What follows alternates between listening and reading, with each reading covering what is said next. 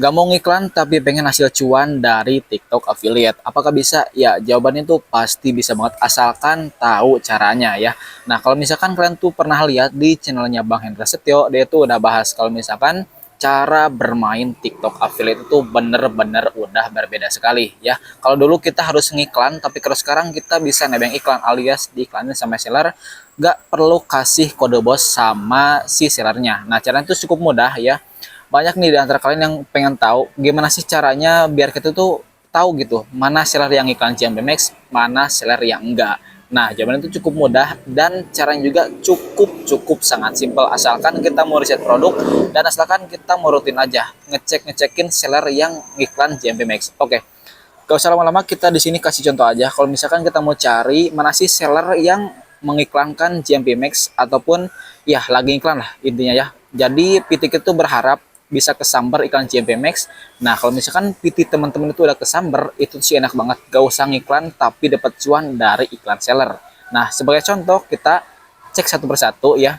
Misalkan kita mau cek paket 3 piece seller pendek ini. Kita cukup scroll ke atas di sini. Nah, ini tuh paling penting ya.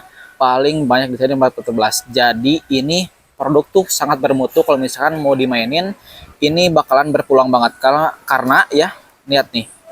Ini yang main juga baru sedikit ya, dan top sellingnya itu baru 700 viewan gitu.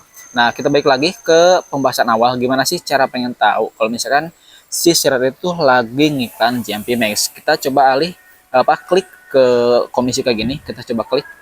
Nah, kalau misalkan di sini ada kedua komisi, iklan standar sama iklan belanja. Nah, ini artinya seller itu lagi ngiklan JMP Max. Nah, ini tuh berpeluang banget ya buat kita mainin produk ini dan berharap bisa diiklanin sama si seller juga. Nah, ini standar, maksudnya ini adalah iklan kalau misalkan kita iklan dari budget sendiri. Tapi kalau ini diiklanin sama seller, tapi kita cuma dapat komisi 5%. Gak apa-apa ya. Ini tuh beneran gak apa-apa banget. Soalnya 5% aja udah gede banget ya, 4.950, dan kita juga dapat iklan gratis kayak gitu ya. Nah, kita cari juga contoh seller-seller yang kagak ngiklan. Nih, sebagai contoh kita cek yang ini, apakah dia ngiklan. Nah, contoh yang tidak ngiklan, dia tuh data penghasilan itu cuman ada satu ya. Nih, gak ada penghasilan kayak yang tadi nih, kayak ini nih. Kalau misalkan ini kan ada dua nih ya, ada iklan standar atau penghasilan standar dan ada iklan belanja. Kalau kayak ada dua komisi kayak gini, berarti tuh si seller tuh lagi ngiklan. Nah, kita coba cari lagi, misalkan toko-toko yang lagi ngiklan. Nah, kita cari yang ini, kita klik sumber penghasilan. Nah, ternyata dia tuh iklan juga ya.